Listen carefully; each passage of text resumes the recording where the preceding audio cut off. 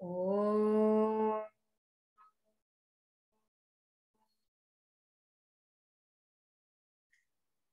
Om.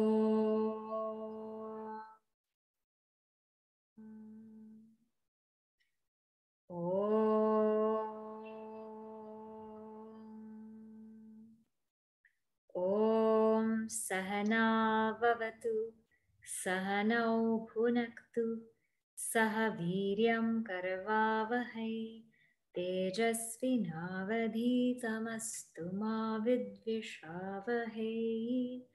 Om Shanti Shanti Shanti.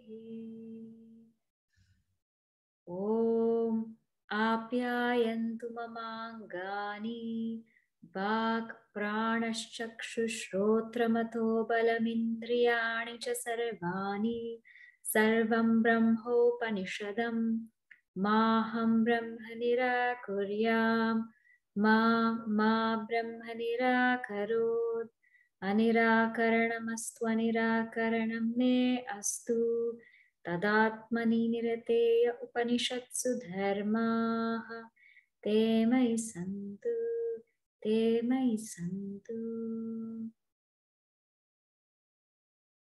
Okay, so now we have come to the part in Kenopanishad where in chapter 3 we saw the story of the Yaksha and Agni, Vayu and Indra. And we saw that in this story, what's being resembled is so many things.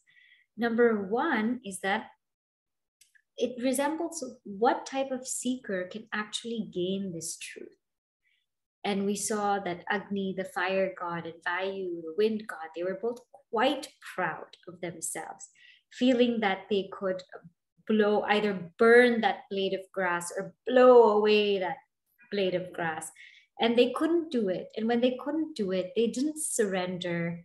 They didn't accept defeat. They just kind of ran away.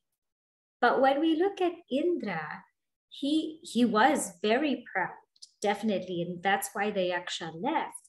But he didn't go anywhere. He waited and waited and waited because he wanted to see who this Yaksha was. So he had this deep longing, deep quest to find out who this Yaksha was. And so when Shruti Mata came, Uma Hemavati, she came in the form of Uma, and she resembles Brahma Vidya, and she was the guru of Indra. And so Indra asked, who is that? And she said, that's Brahma, in this case, Ishvara. And so Uma Hemavati gives the teaching to Indra. And why Indra? Because he waited, he longed for it, he wanted it, he didn't disappear. And when he saw Uma Hemavati appear, he asked for this knowledge. So one is the adhikari, or the student, is somebody who has that quest, who has that longing. The story also tells us that the truth is not to be comprehended by our organs of action, resembled by Agni, the organs of knowledge, resembled by Vayu, and not even by the mind, resembled by Indra. It can't be comprehended by any of them. And it gets subtle, subtle, subtle as it goes. Someone asked, why in this order? And we discussed about it last time, that it gets subtler and subtler and subtler, but even the mind can't comprehend it. And we also saw that Agni could be somebody who's like a materialist, and Vayu could be someone who's like an atheist who wants to be able to see or touch or feel this truth. And Indra is somebody who's now a deeper, got a deeper quest, but still even that mind cannot reach that truth. So the story goes to tell us that the type of student that's required to reach this truth. The story also tells us that our senses, our mind cannot comprehend this truth. And the story also tells us that God is needed to comprehend this truth, right? In what we see in the previous mantras, it says, Nedam yadidam upasate, that we cannot comprehend this God, or this truth rather, by worshipping on the outside. So whatever we worship on the outside, whatever we think of on the outside, that is not the ultimate truth. But what's really being criticized is that form of worship which people take as an end. So some people say that or think that upasana of a form of God, upasana means worship of a form of God, that is the end goal. So what's being criticized is this upasana as the end goal. But as a means, it's very important. So this story also illustrates the importance of being able to connect to Ishvara, or that Brahman, with a form, with a name, with some kind of concept, because it becomes very hard then to understand Brahman. And so it is in this light now that we will see the 4th chapter, wherein we are given some tools for support, some alambana, to help us to understand Brahman. Some minds, our minds, it can't readily grasp something that's nameless and formless. So how do we do that? Now, in the tradition of bhakti, the bhakti movement, we were given a form. We were given songs. We were given praises, stotrams. We were given all of that. And that makes it so easy to connect with this form of God and then slowly move on to the formless. But in the time of the Upanishads, they used nature. They used nature, so we will see. They used things like lightning, the blinking of the eye. They used the mind. So they used various tools of support for connecting with God, or that ultimate truth. So let us see what was used and how this also can help us in our own life of seeking. So we'll just go in now in the 4th chapter, and we'll read from the first mantra. This one you don't need to repeat. I'll read and then we'll go through it. Okay. Sa brahmeti ho vacha. Brahmano va etad vijaye bahiyadvam iti. Tato haiva vidanchakara brahmeti.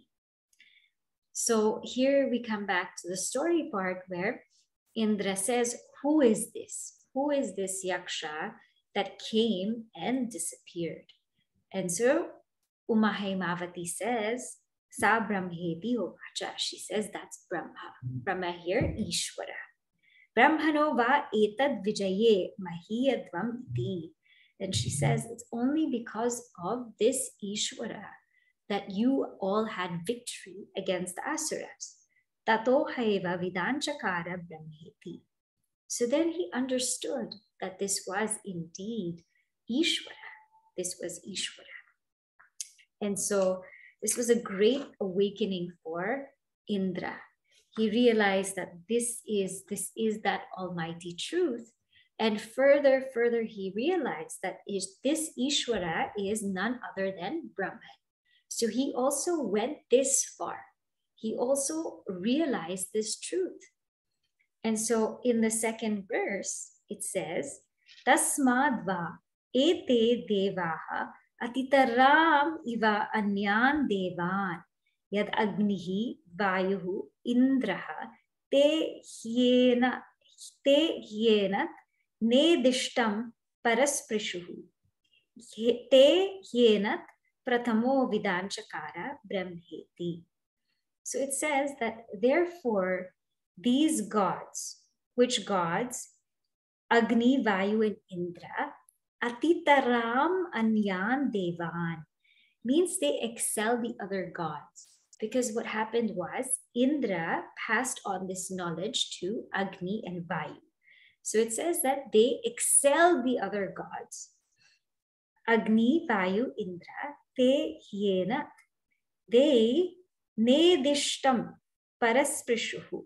Because they were the first ones who, parasprishuhu means perceived it, but they're the first ones who knew it.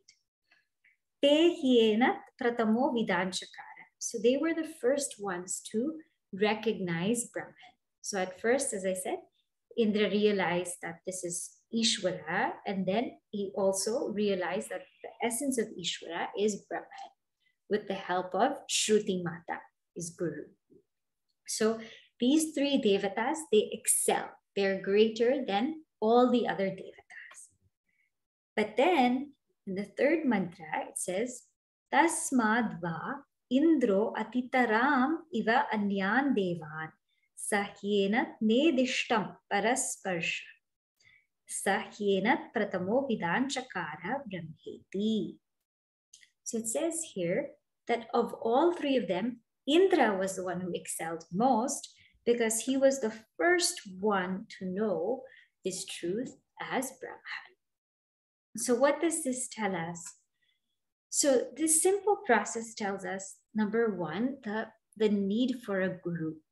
Uma Hemavati or Shruti Mata, she was the one who told Indra what this was. He couldn't know on his own. So that Shruti Mata, that guru, that's an essential thing to direct us to where to look, to what to look for, to what is the essence of the truth, Shruti Mata. And it also goes to say what is really recognized or what is really appreciated in Sanatana Dharma is knowledge. So in this culture, in this path, what is appreciated is somebody who knows the truth. And so those three devatas excelled everybody because they knew the truth. And Indra excelled all of them because he knew it first. So now what happens here is, so Indra gets this flash of realization of the truth. Flash, he understands it, but he's not able to hold on to it. And this is what happens to most of us. We get this flash of truth when we're in class because of the grace of Guru Parampara and because of the purity of our mind at that time, when the truth is given to us that you are that Brahman, we get this flash of truth. But oftentimes it doesn't stay. It doesn't stay because the mind isn't ready to abide in it. And it is said that there are two kinds of seekers who come to this path. One is called Akritopasti. Akritopasti is somebody who has not done upasana. Upasana, as I said, means worship. But what this worship really means is being close, a closeness to the object of worship. And what this upasana implies is when I am close to an object of worship, that my mind takes the form of that object. So in the paths of bhakti, we have something like a Shivalinga or a Shalagrama, or a form of a particular deity. And when or the Tri Chakra, any form, when we make that object of our mind and single-pointedly focus on that without any other thought, that's called upasana. So you take that object and you make your mind take the form of the object and just flow there without any other thought coming. This is called upasana. And so those who are akritopasti, those who do not have this kind of practice or do not have any of this experience, for them it will be a little bit harder to abide in this knowledge.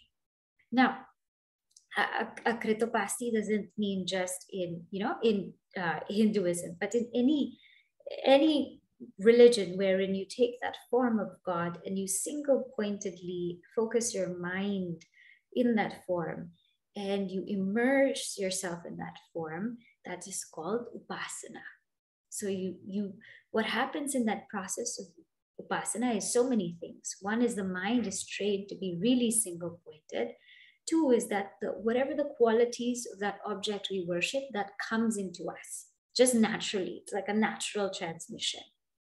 And three is that our mind becomes so incredibly divinized that it becomes even hard to think of a negative thing because the mind becomes so incredibly divinized. So those who haven't had this kind of practice, those who are called akritopasti, it is said for them, after they get this flash of realization, there will still be a lot of sadhana to perform to abide in this knowledge. Because although this knowledge will be there, it will just be a flash of it. So there's still a lot more things to do to make it firm, to make it really firm. But those who are kritopasti means who have had this practice of vipassana, what happens is when they get that flash of knowledge, it stays. It doesn't disappear. And we will see. It stays and it doesn't disappear. And so the Upanishads now are saying those people who are akritopasti, who have gotten this flash of knowledge, but it's not staying, the Upanishad now proceeds to give some tips. Because this is what happened to Indra. Indra just got the flash, but he didn't get that foundation. He got the flash, but no foundation. And so the Upanishad said, okay, if you get the flash, but no foundation, we have work to do. Okay, we have some work to do. And this is now what the Upanishad says. So it gives us 4 kinds of adesha illustrations by which we can continuously dwell on to have our minds be in that truth or remain in that awareness. The mind gets bored if we just say, okay, know that you're Brahman, Aham Brahmasmi, I am awareness, I am pure consciousness, I am existence. If we do that, that's wonderful, but the mind gets bored. It needs variety. And so here's where we appreciate our rishikas, because they've given us so much variety for us to hold the mind. So here we have a variety of 4. They're going to give us 2 what we call adidevik upasanas, or ways to contemplate. And then there's going to be 1 that is adhyatma, and then there's 1 that's going to be nama. And we'll see what these mean as we go on. So now I am on the 4th mantra. Okay. Tasyaisha adesha. So yadetad vidyuto vyadyutada. So we have to hold that for 3 counts. Vyadyutada. Iti it nyamimishada. Iti adidevatam. So what does it say? Tasya means of Brahman, of this Brahman. Esha adesha.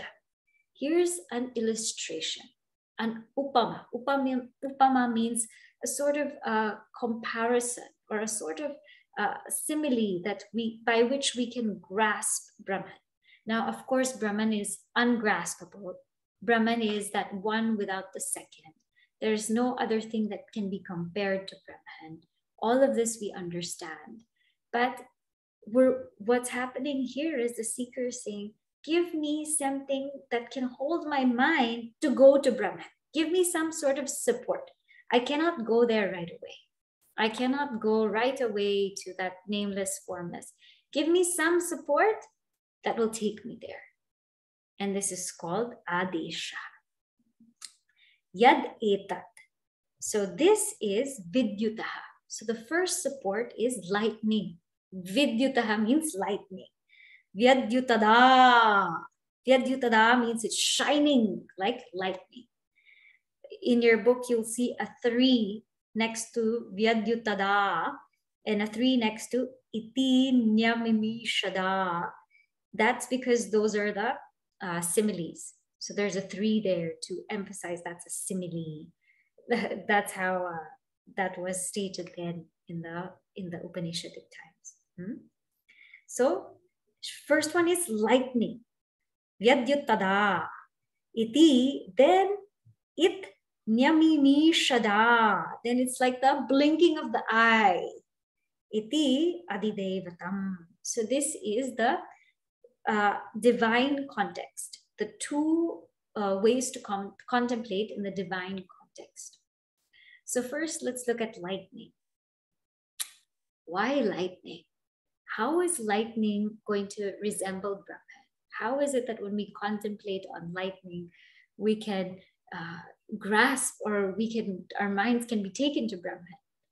The idea is for everything. The idea is in everything that we see, let our minds be taken to Brahman. That's the idea. But because that's not always easy, they give us a few things. Now, lightning comes in flashes. So the first point we already saw is that yaksha came in a flash and left in a flash, came in a flash and left in a flash. So Brahman is like lightning because at that time it will come in a flash and it may also go in a flash. The knowledge of Brahman, when we're sitting, when we're learning, when we're gaining this knowledge, it may come in a flash, but it may also go in a flash. Just like that yaksha, it came in a flash, it may go in a flash. So Indra didn't quite grasp it fully. But for some people, it comes in a flash and it stays there. For some people, it comes in a flash and it stays there. Like the Kritopastis, those whose minds were prepared, it comes in a flash and it stays there. And when that flash comes, for those whose minds are prepared, their lives change forever. Their lives change forever. You know, we are working on this book of women seekers, and there is a story of Avudai Akkal. Avudai Akkal. She is from Tamil Nadu. And she's from Tamil Nadu, and she is a wonderful seeker. And how she seeks, I'm just going to pause for a moment. Can everyone hear? Okay, so whoever is having audio issue, please just text.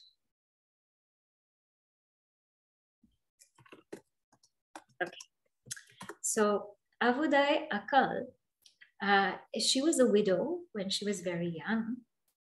And what happened is, one morning she went to the river, and in that river, there was a very wise person there. And, you know, he had used a mango twig of a mango tree to brush his teeth, and then he disposed of it. And he left, and he was sitting and meditating. Now, she didn't know, I mean, she just picked up that twig, and she also used it to brush her teeth. But it is said when she did that, she had a flash of realization, and she knew the self. And she went to that person who was meditating, and he became her guru. And she bowed down to him, and he said to her, Brahma Satyam. And that was it. That was it. And she had this whole realization of the self. She had this whole realization of the truth, and she uttered these in beautiful and divine songs. So to some people, it comes as that flash and it never goes away. And her whole life was changed. Her whole life was changed. If you look at Bhagavan Ramana Maharshi Ji, flash. He had that near-death experience, right, when he felt death, right? And that flash, just that flash changed everything. After that, he says in his writing, after that, that's it. He was always abiding in the self. So for some people, it comes as a flash and it stays there. That's Kritopasti. But for some people, it comes as a flash and it also goes away. So contemplate on Brahman as that flash, as that lightning. And when that flash, when that lightning comes, it illumines everything. So it illumines everything. So contemplate on Brahman as that. Then it says, okay, another way to contemplate on Brahman, contemplate on Brahman as the blinking of the eye. Iti, it, nyami mishada. Nyami mishada means the blinking of the eye. Why the blinking of the eye? Because it's something that happens all the time. How many times a day our eyes are blinking? But we never recognize it. It's a natural process. We never recognize it. Brahman is all the time there, but we never recognize it. And also this blinking of the eye is effortless. It's effortless. that Brahman also is effortless. Means it's when one abides in it, it's effortless. It's effortless. So like the blinking of the eye happens without us even recognizing it, that truth is always there without us knowing it, paying attention to it, recognizing it. And also when the eyes are open, we see the whole world of names and forms. And when the eyes are closed, it's gone. So that Brahman is that because of which the whole world arises and the whole world sets. One of the names of in Lalita Sahasranama is the one when she opens her eyes, creation starts. And when she closes her eyes, there's destruction. So like that, that's Brahman. Brahmans, because of which there's creation, there's destruction. Creation is just the opening of the eyes. Destruction is the closing of the eyes. And that's drishti srishti vada. When you see it, the world is there. But when you don't see it, it's not there. So contemplate on Brahman is that substratum because of which the world is created and destroyed. So now one says, okay, that's in the context of Adidevik. Adidevik means in the context of divine forces like lightning and the blinking of the eye. But somebody says, okay, come closer to home. How else can I contemplate on Brahman? So in the next mantra, the fifth mantra, it says, Athadhyatmam. Athadhyatmam. Yad etad gacchativa chamanaha. Anena chaitad upasmarati abhikshanam sankalpaha. So it says, Atha adhyatmam. Now then, adhyatmam. Okay, now this is something from the microcosm. So we go from macrocosm to the microcosm. How do we contemplate on Brahman? Contemplate on Brahman through the mind, manaha. Gacchativa, as though the mind goes. Anena cha etad upasmarati, and that by which the mind remembers. Bhikshanam sankalpaha, and with that sankalpaha, or with that will that's off and on, off and on. So we'll see now each word, okay? First is the contemplate on Brahman through the mind that as though goes, gacchativa. What does that mean? It means that the mind can only go to a certain point. We all know this in the sense that when we're contemplating on the truth, the mind can only go to a certain point, and then after that, it can't go anymore. It can't go anymore. It just disappears. We use these terms, it disappears, it merges, it is absorbed. What that really means is Brahman alone remains. So gacchativa means, eva, as though goes, means it goes, but it cannot go at a certain point. So it goes and then it dissolves, it is absorbed, it is merged in, like the salt dal is merged in the ocean completely. So it goes and then it cannot go.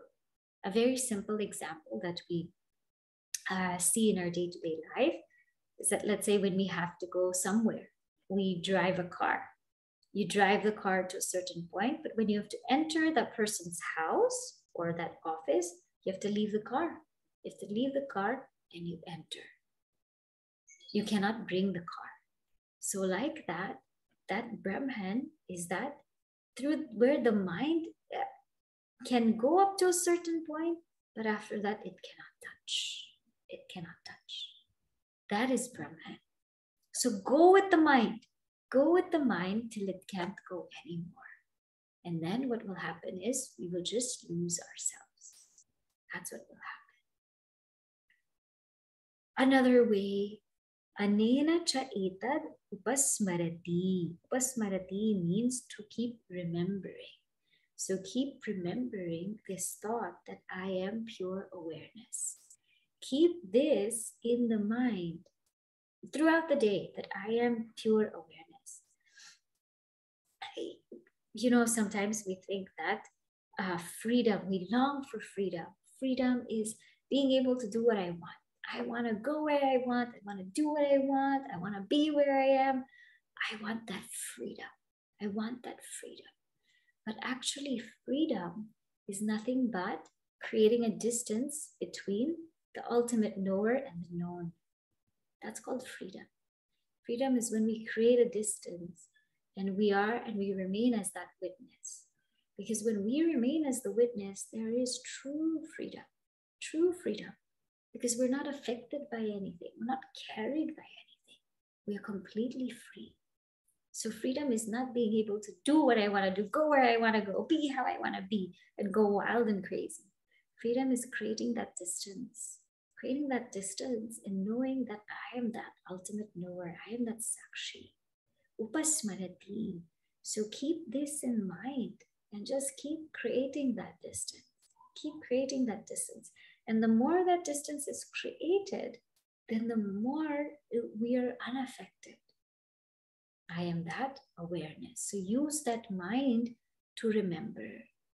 You see, life, if we really think about it, Gurudev defines life as a series of experiences. But what experiences is it a series of? It's a series of the experiences that we remember. So your life is what you remember. Not all the experiences that you have, but all the experiences that you remember. So let's say we've lived 40 years. What we remember is maybe 2 months, not even 2 months, maybe like 1 week. That becomes our life. That's our life story. And I'm not exaggerating. It's true. Just think about how much you remember. It won't even be more than a week or so, because it's all those certain memories will come to you. And the other people will come say, you don't remember that time? No, I don't remember that time. It's out of the memory. So life is not what you experience. It's what you remember from what you experience. That becomes your life and that becomes your personality. And so this smarati is upasmarati, means remember that source of life. Instead of remembering life and all of these things that are going on in life, upasmarati, remember that source of life. By this mind, remember that source of life and keep connecting to that. So let that then be my living experience instead of all this other stuff, right? Then, abhikshanam sankalpa. This word Gurudev describes so beautifully. Sankalpa. The mind's job or dharma is to sankalpa, to will. It's always thinking of something. It's after it gains whatever it desires, it's quiet for a while. That time is very beautiful. But then again, it wills. Okay, now what do I do next? And then it gains what it needs to gain, and then it's quiet for a while, right? And that quietude is not because we got what we desired. It's just because it's because of that quietude. It's just that quietude. Whenever the mind settles down and becomes quiet, we become peaceful. But we think it's because of our desire. No, it's just that it became quiet when we got our desire, and that's why we're feeling peace. We can make it quiet anytime and feel that peace. We don't need to go out there and get objects of desire and complete them and fulfill them for the mind to be quiet. We don't need to do that. Just make it quiet. We'll feel peace. So what he's saying here, and what Shruti Mata is saying, is that in the midst of this sankalpa of the mind, wanting to will, wish, strive, go for things, it will go out, come back, and there will be a silence. Catch that silence in between the two thoughts. When it comes back, there's going to be a silent moment there. Stay there, remain there, catch that before it goes out again. And the more that we can remain in that space and create that space, the more we will be attuned to that. That is Brahman. That is Brahman. That Brahman is the substratum of all the noise. But when there's so much noise, it's so hard sometimes to hear the silence. So catch that silence. Catch that silence. Catch that awareness in between each thought. You can go to the source of the thought, you can remember, but you can also catch what's in between two thoughts. Abhikshanam sankalpa. And this happens in a flash of a moment. And so that's why when they say those who are doing japa or contemplating a certain name, at some point, stop and just be in that silence. Stop and be in that silence. And in this way, we can use the mind to contemplate on Brahman. So this is the third upasana, or way of contemplating. And adhyatma, this is taking the mind. Now, the next one is tadvanam. This is also very beautiful. Verse number 6. Tadha. Tadvanam nama. Tadvanam iti upasitavyam. Saya etad evam vedabhihi yenagam sarvani bhutani samvanchati. So tadha, Brahman is also well known. Tat means Brahman. Brahman is also well known as Tadvanam. Tadvanam means the most adorable or worshipful one. Vana means forest, but the root van also means worshipful, adorable. So the most worshipful, adorable one, upasitavyam, one who is to be meditated upon in this way. Saya etad eva. And the one who in this way, Vedabhihi, knows Brahman, that person, Yenam, Sarvani Bhutani, all living beings, Samvanchati, all living beings will love him or her extremely. So what happens here? Tadvanam. This is Nama Upasana. So we take that name, Tadvanam, the most worshipful one, and we remember Brahman. So how is this done? So this is done as seeing whatever is worshipful in the world. Whatever is worshipful. You connect your mind to whatever is worshipful, and that substratum of that is verily Brahman. So it can be anything. It can be nature. It can be trees. It can be the sun. It can be the moon. It can be waters. It can be a person. It can be a person. It can be anything that we put our mind into. Tadvanam. And we see the beauty of that, but we trace it to the source. The source of all this beauty is that Brahman. The source of all this beauty is Brahman. And so therefore Brahman is the most worshipful one, because Brahman is the source. And when we do that, what happens is the mind becomes very loving. Mind becomes very loving and expansive through this tadvanam. And because everything, we find beauty, we find love in so many things, it becomes automatic. And that love makes us so expansive that as a result, everyone will love us back. Because whatever energy, whatever we put out there, that also comes back to us. So the result of this tadvanam upasana is that all that love also comes to us. So if we don't want to think of the mind, of lightning, of the blinking of the eye, that's okay.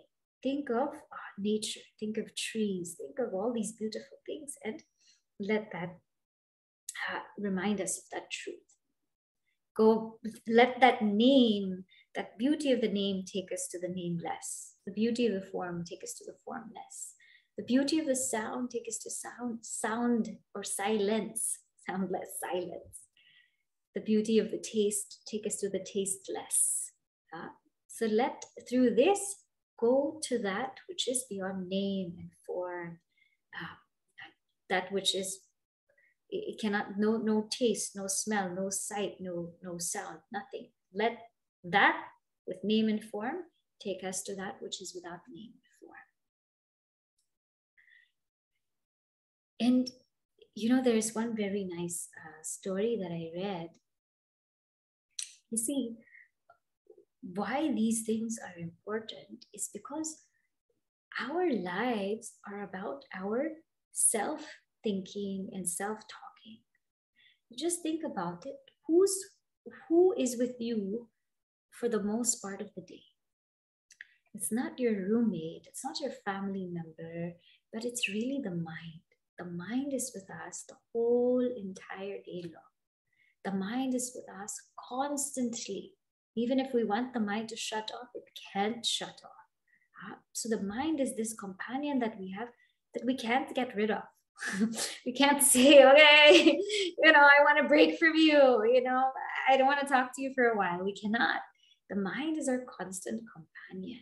So what we keep in our minds is so important. Now, and these thoughts that we keep in are so powerful. There is this story that there was a prostitute and a monk, okay? And this monk would sit outside the temple every day and he would sit and meditate. Now this prostitute, every day she would go from her home, she would go to wherever she has to go, and she would pass by and she would see this monk. Now, whenever she saw this monk, she said, look at this person. He is sitting so quietly, so beautifully. When will I become like that? He has such a yearning for God, yearning for truth. His life is so simple, so truthful, so pious. And when I see his face, I just feel so calm and enriched.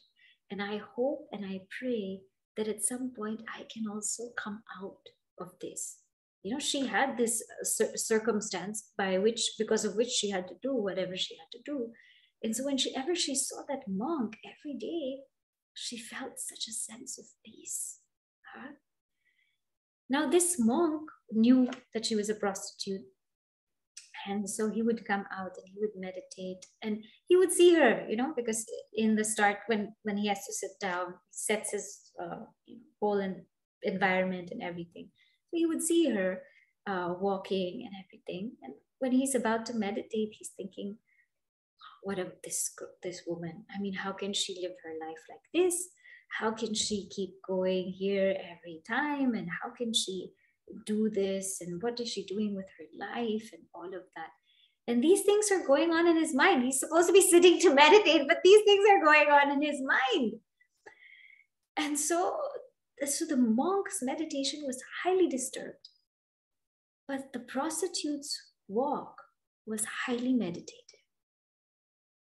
So this goes to show that the thoughts that we have can make the monk a prostitute, but can make the prostitute a monk also. It's not because of our outer display that tells all that we're so holy and noble. It's really what's inside the mind. And that filth or that beauty, only you and I know. Nobody else has access to your mind. Nobody else has access to my mind. Only we know what's there. And so when we see these practices, sometimes we might feel like, oh, they're so ancient and why do this? But really, the mind is a big obstacle. It's our best friend, but it can also be our worst enemy. And so in a lot of our Upanishads, either you will see that this is given in the beginning, that this is the kind of student who comes to the Upanishad, and this is the quality that they have, such that in Kenopanishad, you will see Nachiketa's dispassion, and this person gets the knowledge. But in some Upanishads, you'll see that the knowledge is given, but then after that, they'll say, hey, watch your mind now. Watch your mind. Make sure you nurture it. Make sure you make it evolve and develop it so that you can abide in this. And that's why these techniques are given. So the crux is, whichever, we don't have to follow these, but whichever ones we think we need to follow, that we should do. But the mind should be worked on continuously until that mind becomes truly a living expression of divinity. Some people will say, but how long? How long do I have to work with my mind? How long do I have to work on my mind?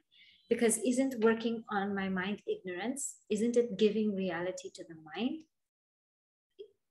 Work on the mind as long as it's a living expression of divinity, as long as it's a natural living expression of divinity. Work on that mind. Because if we don't, what will happen is we will gain this knowledge, we will be highly disturbed, and we will think we don't have knowledge. And that's even worse. Thinking that I gain knowledge, but I think I don't have knowledge, I think I'm ignorant. That's even worse. So work on the notion that, yes, I know this truth. I've realized this truth. I've understood this truth. If we truly have. But let me also work on this. Let me work on this. And not work on it that it's a prerequisite to be free. No, I'm already free. This we know. I'm already free. Immortality is my nature. But this is like my hobby. This is like my hobby. This is like my thing to do. Because anyway, we need something to do. We cannot sit quietly all the time. This is my thing to do. So let me develop this. Let me divinize this until it becomes a natural living expression of divinity. Work on it. Now, we'll just read the next mantra, and then this will take up next week. That's a very nice mantra. It also makes us question, did the student really get this knowledge? So the 7th mantra goes, Upanishadam bho bruhiti ukta ta Upanishad brahmi vava ta Upanishadam abrumeti. So he says here, Boho, sir, Upanishadam bruhi, tell me the Upanishads. And Uktaha te Upanishad. So then the teacher says, Uktaha, it's already been said to you. Uktaha te Upanishad. Brahmi, that knowledge of Brahman, it has been said to you. Vava te Upanishadam abruma. This Upanishad to you has already been said. So now, why is the student saying, tell me the Upanishad? Wasn't the student here for the entire Kenopanishad? Why is the student again saying, tell me the Upanishad? So this we will see next week, why the student asks this question. And then next week, we will be able to complete the 4th chapter of Kenopanishad. And then next week, we will probably also see a very beautiful portion in the Vakya Bhashya of the Upanishad about God, about the existence of God. Okay? So I'll pause this for now to see if anyone has questions.